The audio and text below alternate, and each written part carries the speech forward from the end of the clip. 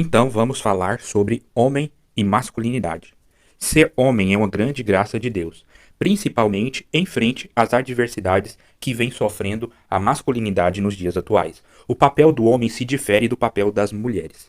Há divergências físicas que também se manifestam no mundo espiritual e na alma.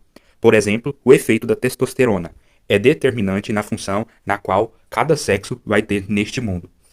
Então, na questão de saúde também existem grandes diferenças, pois a saúde da mulher é uma e a saúde do homem é outra. Não dá para levar os mesmos parâmetros de saúde para homem e mulher sem olhar a questão sexual, já que algumas doenças são prevalentes apenas em homens e outras doenças são mais prevalentes em mulheres. Também se difere o papel do homem e o papel da mulher na igreja. Também a mesma coisa na família, na casa e no lar. Então, tudo isso é reflexo do mundo espiritual. Seja no matrimônio, no sacerdote, a energia do homem tem que ser diferente da energia da mulher. A capacidade do homem, os empregos do homem e da mulher, as funções, as condições físicas, mentais e também questão de força. Cada sexo tem sua ordem pré-determinada e uma função a alcançar dentro da sociedade e em qualquer ambiente que for. O homem deve ser a cabeça do lar, que tudo funciona no eixo a partir disso, e a mulher deve ser o coração do lar, que assume a condição de sentimento e um cuidado fino e mais delicado. Na alma, se fosse houver função entre cada um, o homem seria a inteligência para ser a cabeça, e a mulher seria a vontade, que representa a fé e o desejo. Ambas se encaixam e precisam estar em sintonia para funcionar tudo direito, seja para funcionar o casamento, para funcionar a igreja, para funcionar o mundo em que vivemos. Por isso, o papel do homem está voltado em dar a vida por sua esposa, para servir de auxílio, proteção, segurança, firmeza, resistência na luta diária e também na diligência, já que um cérebro não funciona sem coração. Então, o cérebro tem que pensar a todo instante que tem que proteger o seu coração. Da mesma forma, a mulher deve ser o coração do lar e o coração da família. Para o sacrifício de Cristo, somente poderia ter sido feito na condição de homem, tanto em espírito quanto também em sexo. Por quê?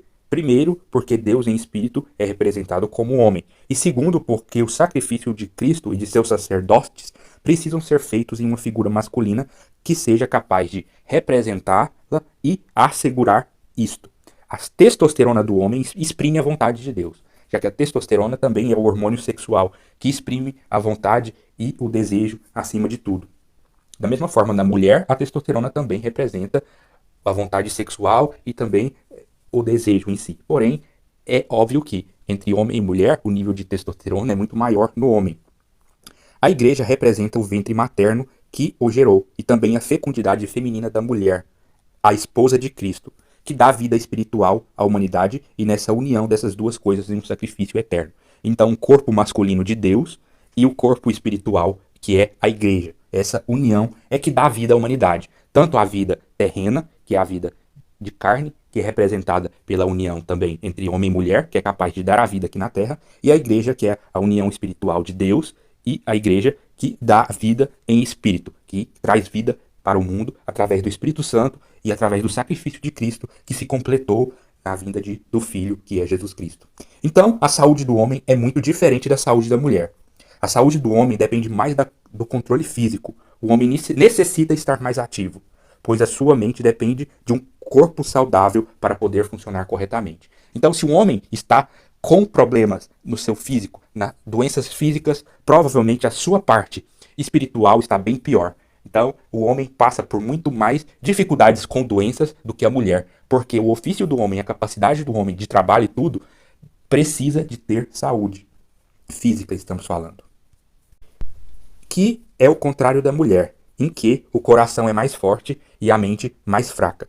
A mulher ela se comunica mais com sentimentos e o homem se comunica mais com a razão, principalmente pela diferença do espírito, da alma. Na função básica, o homem é mais movido por instintos e a mulher é mais movida pelo coração, pela vontade, pelo desejo. Então que a mulher é mais emotiva e o homem é mais instintivo. Então logo, para que uma mulher consiga alcançar a saúde, ela precisa estar em plena faculdade mental e sua vida espiritual tem que estar de maneira satisfatória e assim ela gozará mais de saúde. O homem precisa aprender a controlar sua inteligência em ter um corpo masculino para conquistar a saúde. Então, o homem precisa controlar os instintos e trabalhar o seu corpo para manter uma saúde íntegra, pois assim ele vai ter uma saúde plena, tanto em espírito quanto em corpo. E a mulher, ela precisa aprender a controlar a sua vontade para auxiliar o homem a edificar o lar. Então, como a mulher é mais forte na inteligência, ela precisa controlar suas vontades. Pois dessa forma a inteligência da mulher é mais aprimorada que a do homem, que é mais fraca. Ao contrário da vontade. Ou seja, a vontade do homem ela é mais fraca. Quer dizer, a vontade do homem é mais forte e a sua inteligência é mais fraca comparado com a mulher. Por isso, o homem precisa domar sua vontade, pois senão ele se torna um animal por efeito da testosterona. E sendo assim, comportamento do homem como o de um animal, ele perde toda a sua inteligência e capacidade de ter dons e graças no mundo espiritual. Então, naturalmente, o corpo do homem tem que exprimir quem ele é, sua força, sua saúde e também para ter longevidade. Pois o homem fraco perde sua masculinidade, perde a virilidade e também perde a saúde, reduzindo a expectativa de vida e a sua capacidade de sustentar e ser cabeça, seja do lar, da igreja, onde for. Por isso o homem deve acumular mais músculo do que barriga, porque a barriga é a marca da falta de saúde no homem. O homem deve cultivar mais saúde do que vícios. Por que o homem tem que fazer isso? Porque os vícios são marcas da decadência do homem, que o homem precisa estar constantemente lutando contra o animal que há dentro de si. E o homem que não se controla naturalmente vai ter muito mais vícios do que virtudes. Então o homem precisa domar a vontade para alcançar as virtudes que Deus tem para ele. E antes de ter uma mulher, ele deve controlar o animal adolescente que há e vive dentro dele. Então cada homem precisa domar a sua testosterona, controlar o nível dela e usá-la para as coisas úteis que são cabíveis ao homem. O homem, por ser sacerdote, tanto do lar quanto da igreja, ele precisa colocar toda a sua vontade em Deus e aumentar o nível da sua masculinidade ao servir, seja o homem casado no lar, com o trabalho, com a relação de vida sexual com sua esposa, e em fidelidade para com ela e também para com a igreja. E o outro homem que vai trabalhar na igreja como sacerdote e não ter uma esposa física, mas ter a esposa espiritual da igreja fazendo o papel de Cristo. E antes de ter uma mulher, então ele controla esses instintos. Então, pois muita diferença se há entre o homem desejado por Deus para o homem desenhado pelo mundo. E isso está ficando cada vez mais exposto no mundo moderno, onde se tem a desconstrução da masculinidade e também da desconstrução da identidade do homem. Então, as atribuições físicas de um homem não definem. Por exemplo, o cara ser forte ou magro, isso não vai defini-lo em si como em atribuição como homem. Porém, aquele homem que não tem as atribuições mínimas necessárias como um homem esperado em sociedade, isso diz muito sobre ele. Por isso que as falhas na natureza, no corpo, diz muito sobre o homem. Por exemplo, o homem não precisa ter toda a força do mundo, ter todos os músculos em dia, ser o melhor dos homens para ser um homem de Deus ou ser um homem em natureza de masculinidade. O físico não é soberano, porém a ausência de saúde física demonstra doença de falta da masculinidade. Já que o baixo índice de testosterona vai destruir a capacidade do homem ser pleno e soberano em sua função. O homem não deve se deixar levar pelos instintos.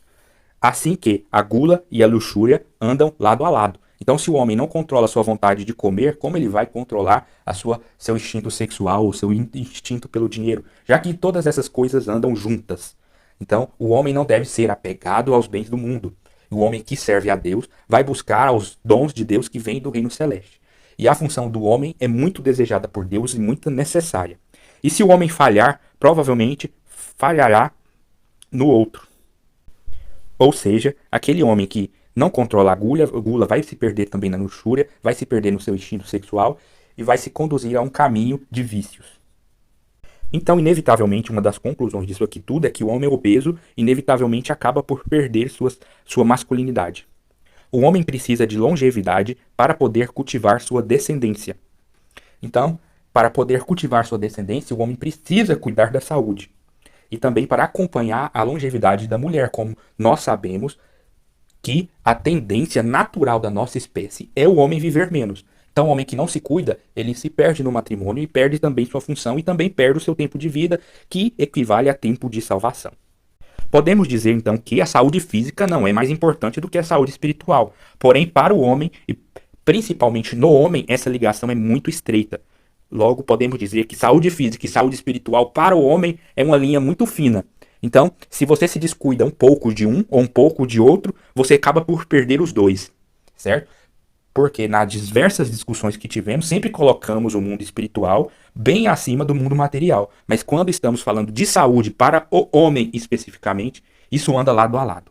E Satanás, sabendo dessa ligação entre o mundo espiritual e a saúde física do homem, ele acaba por focar todo o seu trabalho infernal para destruir a masculinidade, para destruir a saúde física do homem, para corromper os costumes do homem e o estilo de vida, colocando ele dependente do alimento, colocando ele dependente da sexualidade, colocando ele dependente do dinheiro e dos bens materiais. Logo, o que temos cada vez mais é a deteriorização da masculinidade como um dos focos principais e, consequentemente, com isso, acaba por aumentar o índice de homossexualidade e também as divergências do pensamento e os vários ismos que existem na sociedade como ideologias.